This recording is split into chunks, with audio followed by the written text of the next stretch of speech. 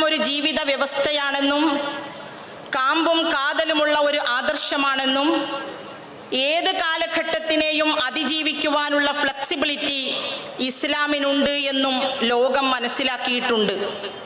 പക്ഷേ ആ അർത്ഥത്തിൽ ഇസ്ലാം വളരുകയാണെങ്കിൽ അത് ഇവിടെയുള്ള മറ്റ് ആദർശങ്ങൾക്ക് ഭൗതിക പ്രമത്തരായ ആളുകൾക്കുണ്ടാകാൻ സാധ്യതയുള്ള വൻ നഷ്ടത്തെക്കുറിച്ച അവരുടെ കണക്കുകൂട്ടലുകളാണ് ഇസ്ലാമിനെ അതിൻ്റെ അടിവേരറുത്തുകൊണ്ട് തന്നെ മാറ്റിക്കളയണം എന്ന ഗൂഢനീക്കവുമായി പല കോണുകളിൽ നിന്നും അത്തരത്തിലുള്ള അപശബ്ദങ്ങൾ നമ്മൾ കേട്ടുകൊണ്ടിരിക്കുന്നത്.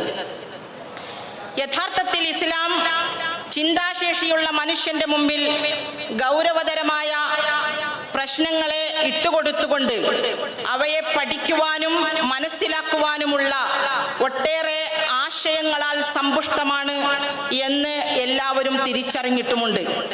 പക്ഷേ ആ തിരിച്ചറിവിനും അപ്പുറത്ത് ഇസ്ലാമിനെ കുറിച്ചുള്ള അന്ധമായ ഭീതി പടർത്തുകയും ആ ഭീതിയിൽ നിന്ന് ഉരുത്തിരിഞ്ഞു വരുന്ന ഒരു അരക്ഷിതാവസ്ഥ മനുഷ്യരുടെ സാമൂഹ്യ രാഷ്ട്രീയ മേഖലകളിൽ സൃഷ്ടിച്ചെടുക്കുകയും ചെയ്താൽ അത് ഇസ്ലാമിനെ നശിപ്പിക്കുവാൻ സാധ്യമാകുമെന്ന ഒരു കണക്കുകൂട്ടൽ മാത്രമാണ് ഇവിടെ ഇപ്പോൾ നടന്നുകൊണ്ടിരിക്കുന്നത്.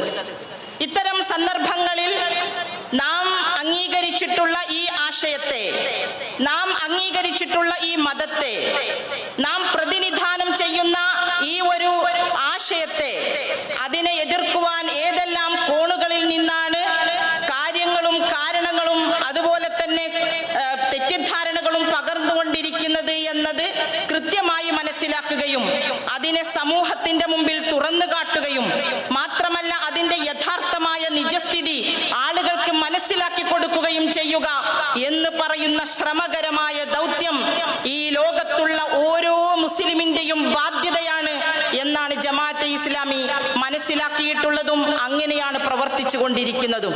അതുകൊണ്ട് തന്നെ ഇതേതെങ്കിലും ഒരു സംഘമോ അല്ലെങ്കിൽ ഏതെങ്കിലും ഒരു കൂട്ടമോ നിർവഹിക്കേണ്ടതല്ല.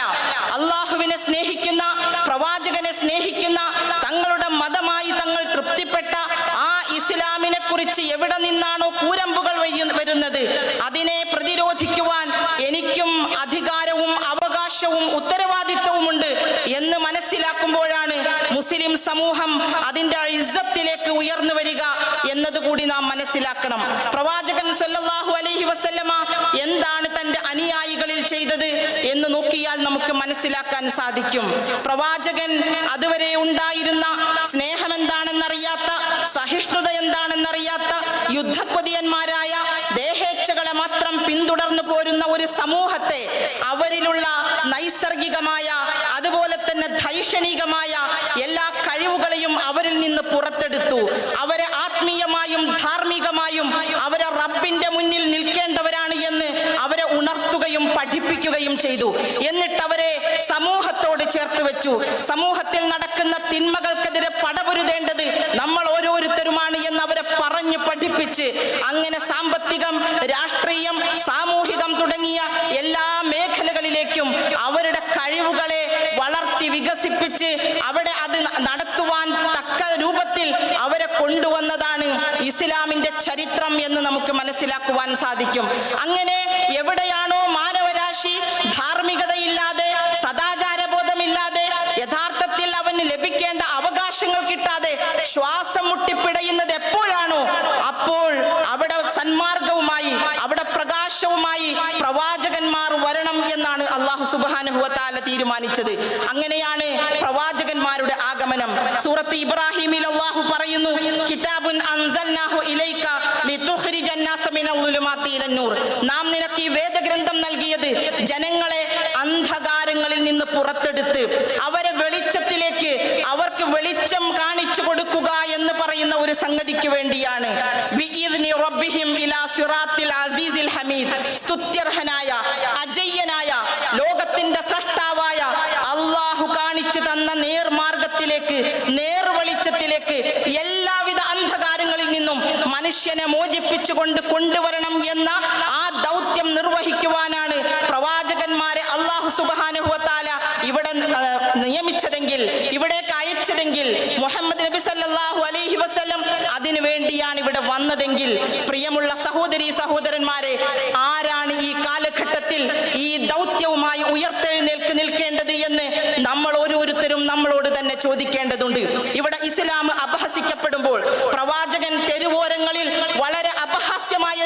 ചിത്രീകരിക്കപ്പെടുമ്പോൾ, ഇസ്ലാമിന്റെ എല്ലാ തരത്തിലുള്ള സാങ്കേതിക പദങ്ങളെയും അതിക്രൂരമായ രൂപത്തിൽ തന്നെ ഇവിടെ പിച്ചി ചീന്തപ്പെടുമ്പോൾ നമ്മളെല്ലാവരും കയ്യും കെട്ടി നിൽക്കേണ്ടവരാണോ? അതല്ല മനുഷ്യർ അകപ്പെട്ട അന്ധകാരങ്ങളിൽ നിന്ന് അവരെ വെളിച്ചത്തിലേക്ക് കൊണ്ടുവരേണ്ട ബാധ്യത എനിക്കും നിങ്ങൾക്കുമുണ്ടോ എന്ന തുറന്ന ഒരു ആലോചന നമ്മുടെ മനസ്സിലുണ്ടാകണം. തീർച്ചയായും നമുക്കറിയാം, നാം ജീവിക്കുന്നത് ഒരു ജനാധിപത്യ സംവിധാനത്തിലാണ്. അവിടെ രാഷ്ട്രീയ പാർട്ടികൾക്ക് ഒട്ടേറെ പ്രാധാന്യവുമുണ്ട്. കാരണം ഭരിക്കുന്നവര് എന്തെങ്കിലും തരത്തിലുള്ള ഭരിക്കുന്ന നിയമങ്ങളിൽ നിന്ന് മാറിപ്പോകുമ്പോൾ, ഭരണീയർക്ക് കിട്ടേണ്ട അവകാശങ്ങൾ ഇല്ലാതെ പോകുമ്പോൾ അവിടെ ശബ്ദിക്കേണ്ടതും അവകാശങ്ങൾക്ക് വേണ്ടി സമരം ചെയ്യുവാനുമൊക്കെ രാഷ്ട്രീയ പാർട്ടികൾക്ക് ജനാധിപത്യ വ്യവസ്ഥയിൽ നല്ല പ്രാധാന്യമുണ്ട്. അങ്ങനെ ഒരു ബഹുസ്വര സമൂഹത്തിൽ, ഒരു ജനാധിപത്യ സംവിധാനത്തിൽ നാം നമ്മുടെ ജീവിതവുമായി മുന്നോട്ട് പോയപ്പോൾ, ഒരു വേള നമ്മെ സംബന്ധിച്ചിടത്തോളം പല പല ആശയങ്ങളിലേക്ക് നമ്മൾ പോയപ്പോൾ അവിടെ ഇസ്ലാമിനെ കുറിച്ചുള്ള പല തെറ്റിദ്ധാരണകളും നമുക്ക് വന്നുപോയോ എന്ന ആത്മപരിശോധനയും ഈ സംവാദത്തിന്റെ നാളുകളിൽ നമുക്കിടയിൽ ഉണ്ടാകേണ്ടത് അനിവാര്യം തന്നെയാണ്. മാത്രമല്ല, ജമാഅത്തെ ഇസ്ലാമിയെ കുറിച്ച് പറയുക, അവർ നടത്തുന്ന ജനസേവനങ്ങളാകട്ടെ, അതല്ലെങ്കിൽ അവർ നടത്തിക്കൊണ്ടിരിക്കുന്ന മാനവിക മൂല്യങ്ങളുള്ള പ്രവർത്തനങ്ങളാകട്ടെ, അതിനൊക്കെ പിന്നിൽ എന്തോ ഒരു നിഗൂഢമായ ലക്ഷ്യമുണ്ട്, ഒരു ഹിഡൻ അജണ്ടയുണ്ട് എന്നാണ് ഇവിടെ പറഞ്ഞുകൊണ്ടേയിരിക്കുന്നത്. അതിങ്ങനെ അങ്ങനെ പറഞ്ഞുകൊണ്ടേയിരുന്നാൽ 1000 തവണ പറഞ്ഞാൽ ഒരു നുണ സത്യമാകും എന്ന് വിചാരിക്കുന്നുണ്ടെങ്കിൽ പറയുന്നവർക്ക് തെറ്റിയിട്ടുണ്ട്. കാരണം ഇത് പ്രവാചകന്മാർ നിർവഹിച്ച പ്രവർത്തനമാണ്. സൂറത്തുൽ അഅറാഫിൽ അല്ലാഹു സുബ്ഹാനഹു വ തആല പറയുന്നുണ്ട്, യഅ്മുറുഹും ബിൽ മഅറൂഫി വ യൻഹാഹും അനിൽ മുൻകർ. എന്തിനാ പ്രവാചകൻ വന്നത്? അവർക്ക് ധർമ്മം സ്ഥാപിക്കുവാൻ, അതുപോലെ തന്നെ ഇവിടെ നിന്ന് അധർമ്മത്തെയും അതുപോലെ അനീതികളെയും ഒക്കെ ഇല്ലാതാക്കുവാൻ, നല്ല കാര്യങ്ങളെ അവർക്ക് അനുവദനീയമാക്കാനും ചീത്തയായ കാര്യങ്ങളെ അവരുടെ ജീവിതത്തിൽ നിന്ന് ഇല്ലായ്മ ചെയ്യുവാനും, മാത്രമല്ല അവരുടെ മേലുള്ള ഭാരങ്ങൾ ഇറക്കി വെക്കാൻ, അവരെ വരിഞ്ഞു മുറുക്കിയ ചങ്ങലകളിൽ നിന്ന് അവരെ രക്ഷപ്പെടുത്താൻ നമ്മൾ ആലോചിച്ചു നോക്കണം. ജാതിയുടെയും മതത്തിന്റെയും ശക്തമായ വിവേചനങ്ങൾ ഇന്നും അനുഭവിച്ചു കൊണ്ടിരിക്കുന്ന ഒട്ടേറെ അധസ്ഥിത വിഭാഗങ്ങൾ നമ്മുടെ ഇന്ത്യ മഹാരാജ്യത്തുണ്ട്. ആരാണ് ഇവർക്ക് വേണ്ടി ശബ്ദിക്കേണ്ടത്? ആരാണ് ഇതുവരെയും ശബ്ദിച്ചത്? ഇതുവരെ ശബ്ദിച്ചത് ഇസ്ലാമിന്റെ മുന്നണി പോരാളികൾ തന്നെയായിരുന്നു. ഇന്ന് ആരാണ് ശബ്ദിക്കേണ്ടതെന്ന് ചോദിച്ചാൽ നമ്മൾ തന്നെയാണ്. അവരുടെ മുതുകൊടിച്ചു കൊണ്ടിരിക്കുന്ന അവരുടെ ഭാരങ്ങൾ എന്ന് പറഞ്ഞാൽ, വീടില്ലാത്തവരുണ്ട്, ഭക്ഷണം കഴിക്കാനില്ലാത്തവരുണ്ട്, സാമൂഹികമായ അരക്ഷിതാവസ്ഥയിൽ ജീവിക്കുന്നവരുണ്ട്. ഇങ്ങനെ ഒട്ടേറെ ഭാരങ്ങൾക്ക് മേൽ നമ്മുടെ കൂടെ ജീവിക്കേണ്ട നമ്മുടെ സഹോദരങ്ങൾ പ്രയാസപ്പെടുമ്പോൾ അതിനെ കണ്ണടച്ചിരുട്ടാക്കിയിട്ട് ഒരു ഇസ്ലാമിക പ്രസ്ഥാനത്തിന് മുന്നോട്ട് പോകാൻ കഴിയില്ല എന്നതുകൊണ്ടാണ് നാം എല്ലാ മേഖലകളിലും കൈവച്ചിട്ടുള്ളത് എന്ന് നാം മനസ്സിലാക്കേണ്ടതുണ്ട്. മാത്രമല്ല, എന്തെല്ലാം തരത്തിലുള്ള ചങ്ങലക്കെട്ടുകളാണ്. എത്രയോ വിദ്യാഭ്യാസം നേടിയിട്ടും നമ്മുടെയൊക്കെ സർവകലാശാലകളിൽ എന്താണ് നടക്കുന്നത് എന്ന് പകൽ വെളിച്ചം പോലെ വ്യക്തമാണ്. ഡോക്ടറേറ്റ് നേടാൻ ആഗ്രഹിച്ച ഒരു സഹോദരിക്ക് പോലും ജാതിയുടെ പേരിൽ ഒട്ടേറെ പീഡനങ്ങൾ അനുഭവിക്കേണ്ടി വന്നു എന്ന് പറഞ്ഞാൽ എവിടെയാണ് ഇന്ത്യ പുരോഗമിച്ചത് എന്നും, എവിടെയാണ് ഇന്ത്യക്ക് വികസനമുണ്ടായത് എന്നും, എവിടെയാണ് ലോകത്തിന്റെ മുമ്പിൽ ഇന്ത്യ അഭിമാനത്തോടെ തല ഉയർത്തി നിന്ന് എന്നും നമ്മൾ ചിന്തിക്കേണ്ടതും ആലോചിക്കേണ്ടതും അതിന് ഒപ്പുവെക്കേണ്ടതും എന്ന് ഒരു വേള ഈ സന്ദർഭത്തിൽ നമുക്ക് മനസ്സിലാക്കാൻ സാധിക്കും എന്നാണ് ഞാൻ വിചാരിക്കുന്നത്. നമ്മെ സംബന്ധിച്ചിടത്തോളം ഇത്തരം സന്ദർഭങ്ങളിലെല്ലാം നമ്മൾ ഇസ്ലാമിനെ മുറുകെ പിടിച്ചുകൊണ്ട് ഇസ്ലാമിന്റെ ചില കാര്യങ്ങളെ സംബന്ധിച്ചൊരു പക്ഷേ നമുക്ക് ധാരണ പിശകുകൾ ഉണ്ടാകാം. നമ്മുടെ വായനയുടെയോ നമ്മുടെ പഠനത്തിന്റെയോ നമ്മുടെ ചിന്തയുടെയോ അതിലുള്ള വ്യത്യാസങ്ങൾ കൊണ്ടുണ്ടെങ്കിൽ തീർച്ചയായും ഇസ്ലാം സഹിഷ്ണുത നിറഞ്ഞ മതമാണ്. ഇസ്ലാം സമാധാനത്തിന്റെ മതമാണ്. അതുകൊണ്ട് തന്നെ ഇസ്ലാമിനെ പ്രതിനിധാനം ചെയ്യുന്ന ഒരു സംഘടന എന്ന നിലക്ക് ഇസ്ലാമിക പ്രസ്ഥാനം അതിന്റെ എല്ലാ വാതിലുകളും ഇന്ത്യൻ സമൂഹത്തിന്റെ മുമ്പിൽ, ഈ കേരളീയ സമൂഹ സമൂഹത്തിന്റെ മുമ്പിൽ തുറന്നു തന്നിട്ടുള്ള സംവാദത്തിന്റെ നാളുകളാണ് വരുന്നത്. നമുക്ക് ഒരുമിച്ചിരിക്കാം, അതുപോലെ തന്നെ നമുക്ക് ഒന്നിച്ച് നമ്മുടെ ആശയങ്ങളെ പരസ്പരം പങ്കുവെക്കാം. ആരും മിണ്ടരുതെന്നോ ആരും പറയരുത് എന്നോ ആരും അങ്ങോട്ടും ഇങ്ങോട്ടും ആശയങ്ങൾ കൈമാറരുത് എന്നോ അല്ല. മനസ്സിലുള്ളത് തുറന്നു പറഞ്ഞുകൊണ്ട് ആശയങ്ങൾ പരസ്പരം പോരടിക്കട്ടെ. മനസ്സുകളുടെ പോരടിക്കലല്ല, ആശയങ്ങളാണ് പോരടിക്കേണ്ടത്. ആശയങ്ങളുടെ തെളിവുകളിലാണ് നമ്മുടെ ചർച്ചകൾ നടക്കേണ്ടത്. ഇതാണ് ജമാഅത്തെ ഇസ്ലാമി വരും നാളുകളിൽ ഇവിടെ പറഞ്ഞുകൊണ്ടിരിക്കുന്നത്. മറ്റൊന്ന്, നമുക്കറിയാം, ഇവിടെ ഒളിഞ്ഞും തെളിഞ്ഞും മുസ്ലിം സ്ത്രീ രാഷ്ട്രീയ അജണ്ടയുടെ ഭാഗമായി മാറിക്കഴിഞ്ഞിട്ടുണ്ട്. മുസ്ലിം സ്ത്രീ എന്ന് പറഞ്ഞാൽ തന്നെ അവളുടെ എല്ലാ കാര്യങ്ങളും, വസ്ത്രധാരണം മുതൽ വൈവാഹിക ജീവിതത്തിൽ അവളുടെ പദവി മുതൽ, മാത്രമല്ല വൈവാഹിക ജീവിതത്തിൽ ഒരു പ്രശ്നമുണ്ടായാൽ സ്ത്രീയോടുള്ള സമീപനം മുതൽ എല്ലാ കാര്യങ്ങളെയും വാരി വലിച്ച് പുറത്തേക്കിട്ട് വായിൽ തോന്നിയതൊക്കെ വിളിച്ചു പറഞ്ഞ് നമ്മുടെ രക്ഷാകർതൃത്വം ഏറ്റെടുക്കുവാൻ ഒരുങ്ങി പുറപ്പെട്ടിട്ടുള്ള നാസ്തികരാകട്ടെ ഇടത് ലിബറലുകളാകട്ടെ ആരായിക്കൊള്ളട്ടെ, അവർക്ക് മറുപടി പറയേണ്ട ബാധ്യത നമുക്കാണ്. പ്രിയമുള്ള സഹോദരി സഹോദരന്മാരെ, അവിടെ എനിക്ക് പറയാനുള്ളത്, പെണ്ണിനെ കുറിച്ച് പറയുമ്പോൾ പെണ്ണ് തന്നെയാണ് മറുപടി പറയേണ്ടത് എന്നല്ല, ഈ സമുദായം മൊത്തം അതിന് മറുപടി പറയാൻ ബാധ്യസ്ഥരാണ് എന്ന് നമ്മൾ ആലോചിക്കണം. കാരണം സ്ത്രീ എന്ന് പറഞ്ഞാൽ അത് മുസ്ലിം സ്ത്രീ എന്നല്ല, കഴിഞ്ഞു പോയ കാലഘട്ടങ്ങളിലെ ഓരോ രാജ്യങ്ങൾ എടുത്തു നോക്കിയാലും ഓരോ സമൂഹങ്ങൾ എടുത്തു നോക്കിയാലും അവിടെ എല്ലാം സ്ത്രീകൾ പ്രയാസത്തിൽ അകപ്പെട്ടിട്ടുണ്ട്. അവരുടെ വൈവാഹിക ജീവിതത്തിലും കുടുംബത്തിനകത്ത് അവർ അവഗണിക്കപ്പെട്ടതും, സാമൂഹ്യമായിട്ടുള്ള നീതി അവർക്ക് നിഷേധിക്കപ്പെട്ടതും, സ്വത്തവകാശം നിഷേധിക്കപ്പെട്ടതും, ഇത് എല്ലാ മതവിഭാഗങ്ങളിലും ഉണ്ടായിട്ടുണ്ട്. സാമൂഹ്യ ജീർണതകൾ മതങ്ങളെ ബാധിക്കുക എന്ന് പറയുന്നത് സ്വാഭാവികമാണ്. പക്ഷേ ഇസ്ലാം അതിൽ നിന്ന് എല്ലാ കാലഘട്ടത്തിലും ഉയർത്തെഴുന്നേൽക്കും എന്നതാണ് നമ്മുടെ മുമ്പിലുള്ള ചരിത്ര സത്യം. അതുകൊണ്ട് ഇസ്ലാമിലെ സ്ത്രീക്കെതിരെ വരുന്ന എല്ലാ ആരോപണങ്ങളെയും മറുപടി പറയാൻ അവിടെ നിന്നും ഇവിടെ നിന്നും ചില ശബ്ദങ്ങൾ മാത്രമേ ഇപ്പോൾ ഉയരുന്നുള്ളൂ. അത് പോരാ. ഇസ്ലാമിലെ സ്ത്രീ ആരാണ് എന്ന് വിശുദ്ധ ഖുർആനിന്റെ വെളിച്ചത്തിൽ, പ്രവാചകൻ സ്വല്ലല്ലാഹു അലൈഹി വസല്ലമയുടെ തിരുസുന്നത്തിന്റെ വെളിച്ചത്തിൽ കൃത്യമായ ആളുകൾക്ക് പറഞ്ഞു കൊടുക്കുവാൻ നമ്മൾ അറിവ് ആർജിച്ചേ മതിയാവുകയുള്ളൂ. ആലോചിച്ചു നോക്കുക, ഇസ്ലാമിലെ സ്ത്രീക്ക് സ്വാതന്ത്ര്യമില്ല എന്ന് പറയുമ്പോൾ തന്നെ ഇവിടെ നിലനിൽക്കുന്ന ഒരു വിശുദ്ധ ഖുർആനുണ്ട്. ആ വിശുദ്ധ ഖുർആനിനെ സംബന്ധിച്ചിടത്തോളം അതിൽ പറഞ്ഞ പ്രവാചകന്മാരുടെ ഭാര്യമാർ, അതിൽ പറഞ്ഞ സ്വഹാബി വനിത, ആരാണിവിടെ സ്വാതന്ത്ര്യം നിഷേധിക്കപ്പെട്ട് കണ്ണീര് വാർത്ത് ഒന്നും പറയുവാനോ നീതി ലഭിക്കുവാനോ ഇടമില്ലാതെ കരഞ്ഞ് പ്രയാസപ്പെടുന്ന ഒരു സ്ത്രീയുടെ ചരിത്രം ഇസ്ലാമിന്റെ ഏതെങ്കിലും ഒരു ആധാരശിലയിൽ നമുക്ക് കാണാൻ കഴിയുമോ? ഒരിക്കലുമില്ല. കാരണം അവിടെയൊക്കെ ഏകാധിപതിയായ ഫിറഔനോട് പടവെട്ടുന്ന ആസിയയാണ് നമ്മൾ കണ്ടത്. മറിയം ബീവിയെ ഏൽപ്പിച്ച ഏറ്റവും വലിയ ഒരു ഉത്തരവാദിത്തം, സമൂഹത്തിന്റെ മുന്നിൽ അവർ മോശക്കാരിയായി ചിത്രീകരിക്കപ്പെടുന്ന, സമൂഹത്തിന്റെ മുന്നിൽ എപ്പോഴും ഒരു സംശയത്തിന്റെ നിഴലിൽ നിൽക്കേണ്ടി വന്ന ഒരു സ്ത്രീയുടെ ആ സ്ത്രീ അനുഭവിച്ചു പോന്ന ത്യാഗത്തിന്റെ മഹിതമായ ആ ഉദാഹരണത്തിന്റെ ഏറ്റവും വലിയ ഒരു സമ്മാനമല്ലേ വിശുദ്ധ ഖുർആൻ? ലോകാവസാനം വരെ നിൽക്കുന്ന വിശുദ്ധ ഖുർആനിൽ ഒരുപാട് പ്രവാചകന്മാരുടെ പേരുകൾ കൊണ്ട് അധ്യായം തുടങ്ങുമ്പോൾ അവരുടെ പേരിലും ഒരു അധ്യായം കൂട്ടിച്ചേർത്തത്. ഇവിടെയാണ് ഇസ്ലാമിലെ സ്ത്രീക്ക് സ്വാതന്ത്ര്യം നിഷേധിക്കപ്പെട്ടത്. ഖൗല ബിൻത് സഅലബ് പ്രവാചകന്റെ മുന്നിൽ വരുന്നു.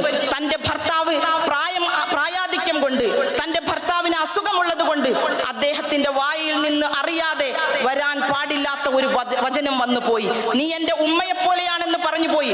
എനിക്കറിയാം പ്രവാചകരെ, എന്റെ ഭർത്താവ് അത് യഥാർത്ഥത്തിൽ പറഞ്ഞതല്ല. ആ നേരത്തെ ദേഷ്യത്താൽ, അദ്ദേഹത്തിന്റെ അസുഖത്താൽ പറഞ്ഞു പോയതാണ്. അതിനെനിക്ക് പരിഹാരമുണ്ടാകണം. അവിടെ കരഞ്ഞ് കണ്ണീരൊലിപ്പിക്കുന്നതല്ല, അവകാശത്തിന് വേണ്ടി പ്രവാചകന്റെ മുന്നിൽ വന്ന് ശബ്ദിക്കുന്ന ഒരു സഹോദരിയെ, ഒരു സ്വഹാബി വനിതയാണ് ഇസ്ലാം നമുക്ക് പരിചയപ്പെടുത്തി തരുന്നത്. പ്രവാചകനൊന്നും പറയാൻ സാധിക്കുന്നില്ല, കാരണം അത് ആ നാട്ടിലെ നടപ്പ് രീതിയാണ്. അതിനെതിരെ എങ്ങനെയാണ് പ്രവാചകൻ ഫത്വ കൊടുക്കുക? പ്രവാചകന് വഹി വരണ്ടേ? പ്രവാചകൻ സ്വല്ലല്ലാഹു അലൈഹി വസല്ലമയോട് അതിനുള്ള ഉത്തരം കിട്ടുന്നത് വരെ പ്രവാചക സന്നിധിയിൽ നിരന്തരം ശബ്ദിക്കുന്ന അവരെ കുറിച്ചാണ് ഖുർആൻ പറഞ്ഞത്. നീ പ്രവാചകനോട് നടത്തിക്കൊണ്ടിരിക്കുന്ന ആ സംവാദമുണ്ടല്ലോ, അത് 7 ആകാശത്തേക്ക് ഉയർന്നു കേട്ടിരിക്കുന്നു. അപ്പൊ നമ്മൾ എവിടെയും അങ്ങനെ ഒരു സംഗതി കാണുന്നില്ല.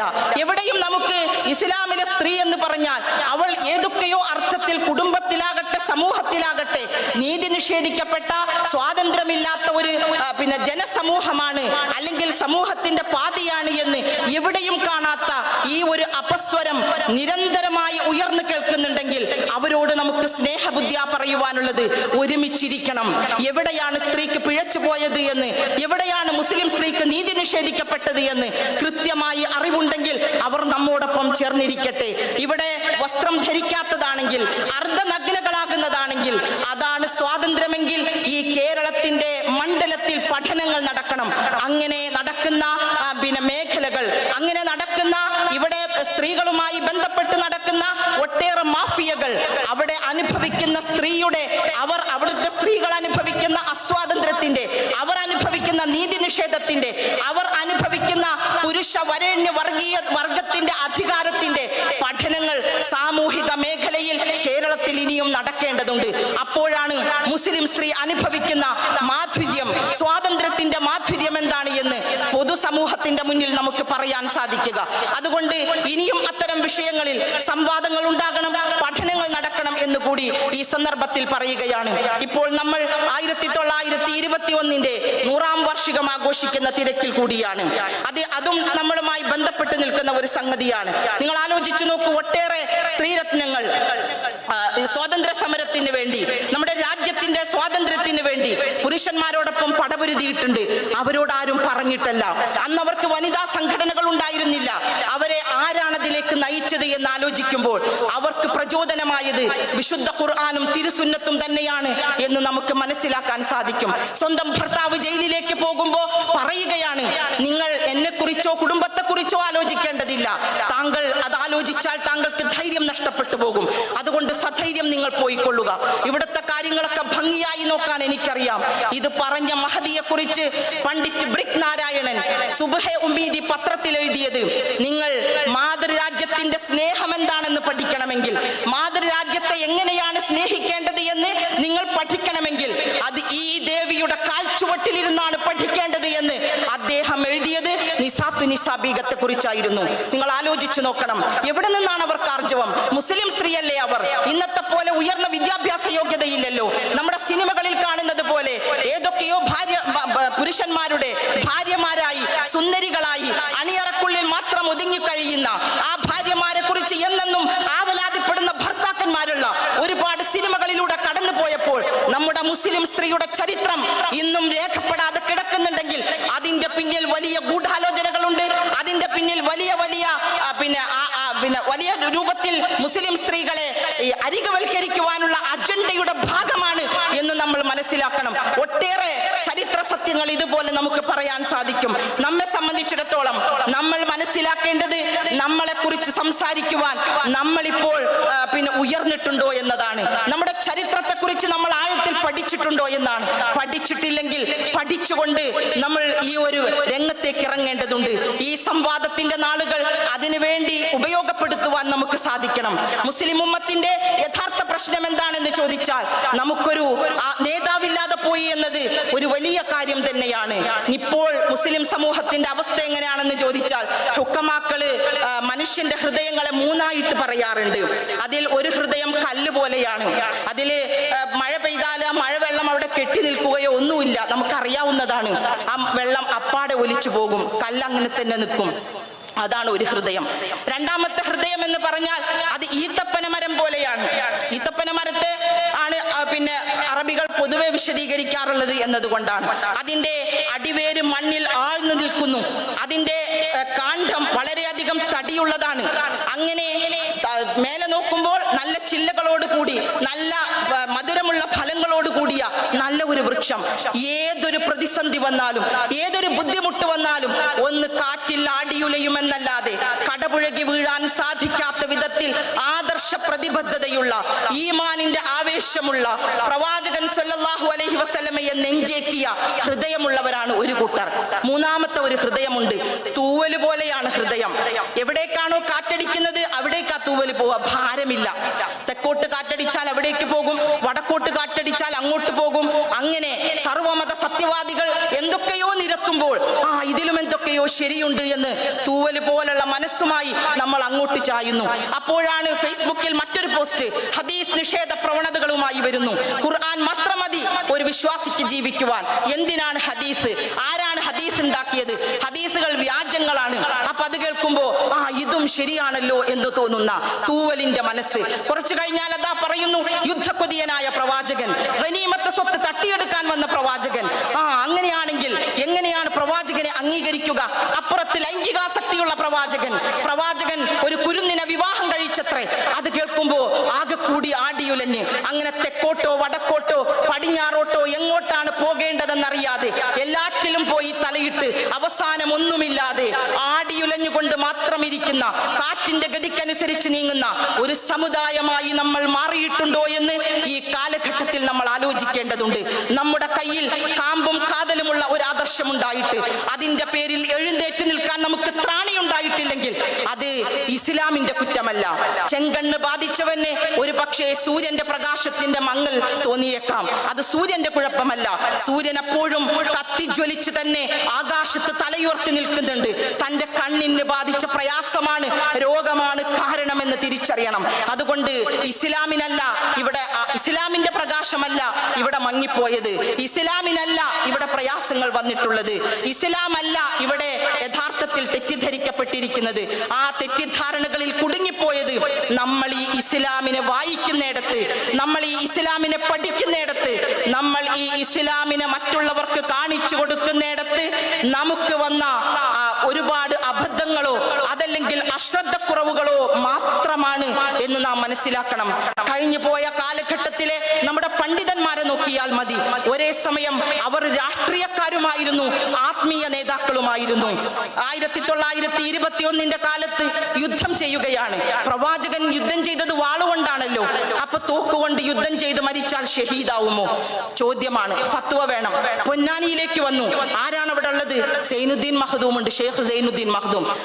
അദ്ദേഹം ഫത്വ കൊടുക്കുകയാണ്. കുഴപ്പമില്ല, ആ കാലഘട്ടത്തിൽ തോക്കില്ല, ഈ കാലഘട്ടത്തിൽ തോക്കുണ്ട്. ഞാൻ പറഞ്ഞു വന്നത് എന്താണെന്ന് ചോദിച്ചാൽ, ഒരേ സമയം ഉമറാക്കളായി നിൽക്കാനും ഉലമാക്കളായി നിൽക്കുവാനും ആർജവമുള്ള, തന്റെ ഇടമുള്ള, ഇസ്ലാമിന്റെ ആദർശങ്ങളിലും അതിന്റെ അടിയാധാരങ്ങളിലും തന്നെ ഉറച്ചു നിന്നുകൊണ്ട് ഭരണകൂടത്തിനെതിരെ പോരാടാനും ഭരണകൂടത്തിന്റെ അനീതികൾക്കെതിരെ ശബ്ദിക്കാനും അതോടൊപ്പം തങ്ങളുടെ സമൂഹത്തിന് ആന്തരികമായും ആത്മീയമായും ധാർമ്മികമായും സദാചാരപരമായുമുള്ള ഫത്വകൾ നൽകുവാനും അവരെ ഉയർത്തിക്കൊണ്ടുവരുവാനും കരുത്തും കെൽപ്പുമുള്ള സമുദായ നേതൃത്വങ്ങൾ നമുക്കുണ്ടായിരുന്നു.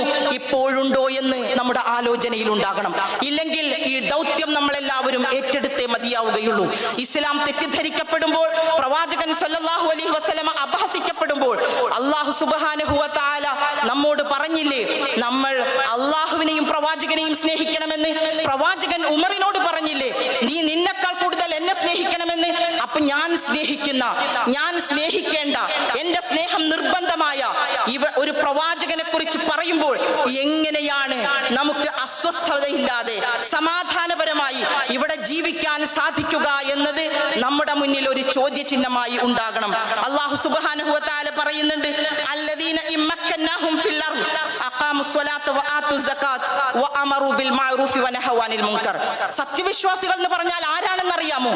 അവർക്ക് ഭൂമിയിൽ അല്ലാഹു സൗകര്യങ്ങൾ ചെയ്തു കൊടുത്താൽ ജീവിക്കാനുള്ള സ്വാതന്ത്ര്യം, അവർക്ക് പറയാനുള്ള സ്വാതന്ത്ര്യം, അവകാശങ്ങൾ നേടിയെടുക്കാനുള്ള സ്വാതന്ത്ര്യം, അങ്ങനെ ഒരുപാട് സ്വാതന്ത്ര്യങ്ങൾ നമുക്ക് കിട്ടിയിട്ടുണ്ട്. അത് കിട്ടിയാൽ അതിലൊക്കെ മതിച്ച്, അതിലൊക്കെ മതോന്മത്തരായി, അതൊക്കെ ആസ്വദിച്ച് ജീവിതത്തെ മുന്നോട്ട് കൊണ്ടുപോകുന്നവരല്ല അവർ. നേരെ മറിച്ച് അതൊക്കെ കിട്ടിയാൽ അഖാമുസ്വലാ, അവർ നമസ്കാരം നിർവഹിക്കുന്നവരാണ്. അതിന് വിശാലമായ അർത്ഥതലങ്ങളുണ്ട്, അതിലേക്ക് ഞാൻ പോകുന്നില്ല. ഇപ്പൊ നേരെ ഒരു അർത്ഥം പറഞ്ഞു എന്ന് മാത്രം. അങ്ങനെ അവർ തന്റെ സ്രഷ്ടാവിനെ നന്ദി കാണിക്കുന്ന, സ്രഷ്ടാവിന്റെ മുന്നിൽ കുനിയുന്ന, സ്രഷ്ടാവിന്റെ മുന്നിൽ സാഷ്ടാംഗം ചെയ്യുന്ന നല്ല വിശ്വാസികളായി അവർ മാറും. പിന്നെ വആതുസ് സകാത്ത്, അവിടെയും തീർന്നില്ല. പിന്നെ അവർ സമൂഹത്തിലേക്ക് നോക്കും. അവിടെ പ്രയാസപ്പെടുന്നവരുണ്ട്, അവിടെ സാമ്പത്തിക ബുദ്ധിമുട്ടുകൾ അനുഭവിക്കുന്നവരുണ്ട്, ഒരുപാട് ജീവിതത്തിന്റെ പ്രാരാബ്ധങ്ങളിൽ നട്ടം തിരിയുന്നവരുണ്ട്. അവർക്ക് വേണ്ടി തങ്ങളുടെ സമ്പത്ത് വിനിയോഗിക്കുന്നവരാകും.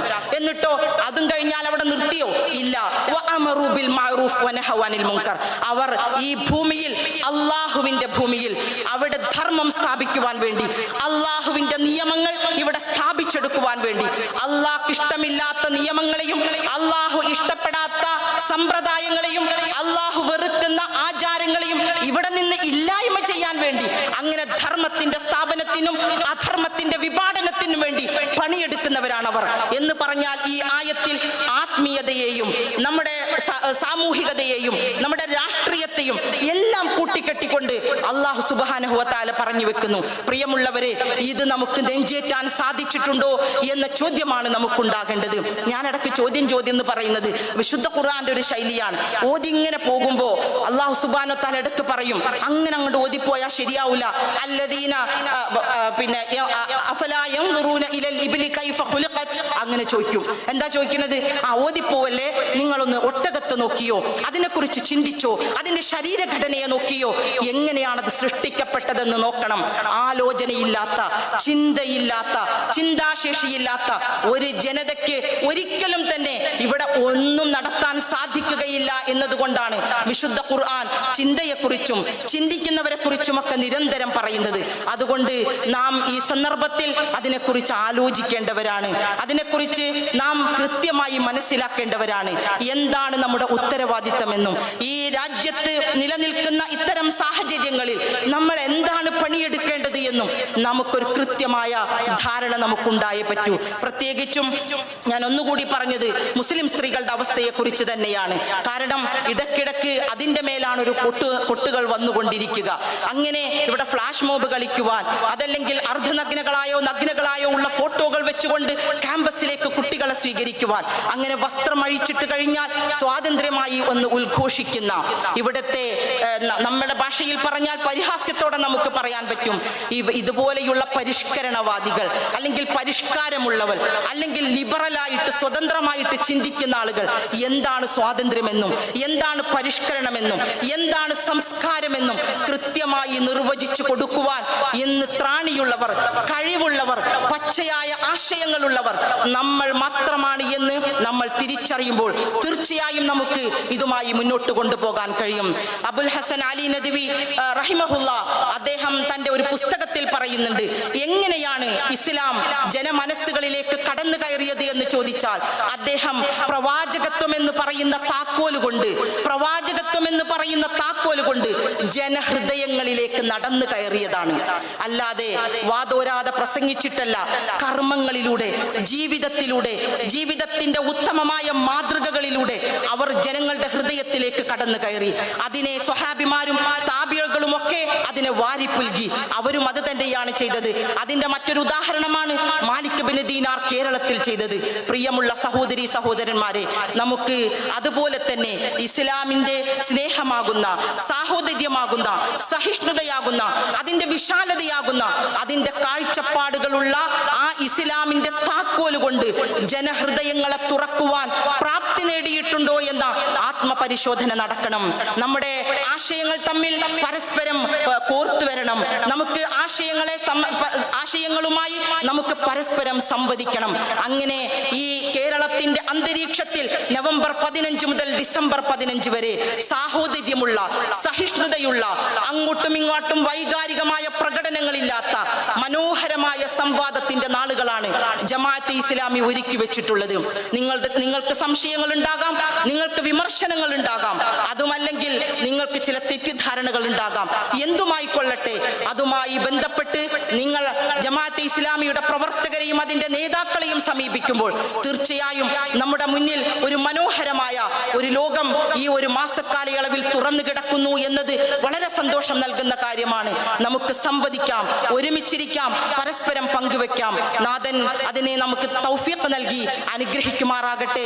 ഈ ഒരു സംവാദത്തിന്റെ നാളുകളിൽ നമുക്ക് കൂടുതൽ അടുപ്പമുണ്ടാക്കുവാനും സ്നേഹമുണ്ടാക്കുവാനും, സംഘടനകളായി നിൽക്കുമ്പോൾ തന്നെയും അല്ലെങ്കിൽ വ്യത്യസ്തങ്ങളായ ആശയങ്ങളായി നിൽക്കുമ്പോൾ തന്നെയും നമ്മൾ ഒരു മുസ്ലിങ്ങളാണ് എന്ന, ഒറ്റ സമുദായമാണ് എന്ന മഹാനായ Umar bin Abdul Aziz Aziz പറഞ്ഞതുപോലെ നമ്മുടെ സ്രഷ്ടാവ് ഒന്നാണ്, നമ്മുടെ പ്രവാചകൻ ഒന്നാണ്, നമ്മുടെ വേദഗ്രന്ഥം ഒന്നാണ്. പിന്നെ നമുക്കിടയിൽ എവിടെയാണ് ആശയക്കുഴപ്പമുള്ളത് എന്ന് ചോദിച്ചാൽ ദീനാറുകൾക്കും ദിർഹമുകൾക്കും വേണ്ടി, സ്ഥാനമാനങ്ങൾക്ക് വേണ്ടി കടിപിടി കൂടിയപ്പോഴാണ് നമ്മൾ അങ്ങനെയൊക്കെ ആയിപ്പോയത്. അതുകൊണ്ട് ഒരുമിച്ചിരിക്കാൻ, നമ്മുടെ അടിസ്ഥാനങ്ങളൊക്കെ ഒന്നായതുകൊണ്ട് തന്നെ നമ്മൾ ഒന്നാണ് എന്ന് പറയുന്ന ആ സംവാദത്തിന്റെയും സൗഹൃദത്തിന്റെയും നല്ല നാളുകളെ കേരളത്തിന് സമ്മാനിക്കുവാൻ ജമാഅത്തെ ഇസ്ലാമിക്ക് സാധിക്കും. അതിന് മുന്നൊരുക്കം നടത്തുവാനും അതിന്റെ മുന്നിൽ നടക്കുവാനും അതിന് പ്രകാശം നൽകുവാനും ദിശാബോധം നൽകുവാനും സാധിക്കുമെന്നത് കൊണ്ട് തന്നെയാണ് വളരെ ചങ്കൂറ്റത്തോടുകൂടി ഈ ഒരു ക്യാമ്പയിനുമായി മുന്നോട്ട് പോകുന്നത്. കേരളീയ സമൂഹം അതിനെ ഏറ്റെടുത്ത് കഴിഞ്ഞു എന്ന് ഇതുവരെയുള്ള പ്രവർത്തനങ്ങളിൽ നിന്ന് നമുക്ക് ബോധ്യമായതാണ്. റബ്ബ് സുബ്ഹാനഹു വ തആല അതിന്റെ എന്തൊക്കെ ലക്ഷ്യങ്ങളാണോ അതിലുള്ളത് അതെല്ലാം നമുക്ക് പൂർത്തീകരിച്ചു തരുമാറാകട്ടെ. ഈ ലോകത്ത് അതിന്റെ നല്ല നല്ല പ്രതിഫലനങ്ങൾ, നല്ല നല്ല ഉദാഹരണങ്ങൾ നമുക്ക് കാണിച്ചു തരുവാനും നാളെ പരലോകത്ത് അല്ലാഹു സുബ്ഹാനഹു വ തആല ഇതെല്ലാം നല്ല നന്മകളായി പ്രതിഫലങ്ങളായി നമ്മുടെ കർമ്മ പുസ്തകങ്ങളിൽ ചേർക്കുകയും ചെയ്യുമാറാകട്ടെ എന്ന് പ്രാർത്ഥിച്ചുകൊണ്ടും ഈ സംവാദത്തിന്റെ സൗഹൃദ നാളുകൾ എന്ന സിറ്റി പ്രചരണോദ്ഘാടനത്തിന് എല്ലാ വിധത്തിലുള്ള പ്രാർത്ഥനകളും നേർന്നുകൊണ്ട് ഞാൻ എൻ്റെ വാക്കുകൾ ഉപസംഹരിക്കുന്നു. വആഖിറു ദഅ്വാന അനിൽ ഹംദുലില്ലാഹി റബ്ബിൽ ആലമീൻ. അസ്സലാമു അലൈക്കും വറഹ്മത്തുള്ളാഹി വബറകാതുഹു.